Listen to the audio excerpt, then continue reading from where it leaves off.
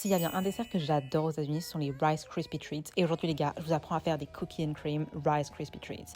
Pour la recette, vous verrez, c'est super simple. Vous avez besoin de Rice Krispie, de marshmallow, de beurre, des Oreos et un moule où mettre vos Rice Krispie.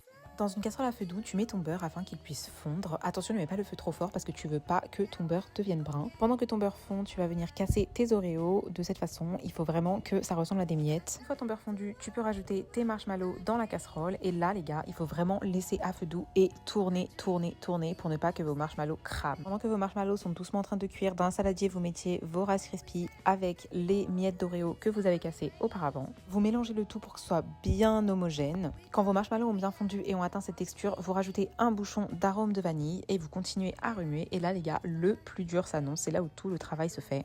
Pendant que vos marshmallows sont encore chauds, vous versez le tout sur votre mélange de riz soufflé et d'Oreo. Et là, les gars, il faut vraiment remuer jusqu'à ce que vos marshmallows soient partout dans le riz soufflé et les Oreos. C'est vraiment l'étape qui va vous demander le plus de travail des bras parce qu'on ne dirait pas comme ça, mais c'est vraiment dur de mélanger du marshmallow. Quand vous avez bien mélangé normalement, ça devrait être super collant. Là arrive le moment où vous allez transvaser vos Rice Krispies du saladier à votre moule. Et ça aussi, c'est quelque chose de vraiment relou.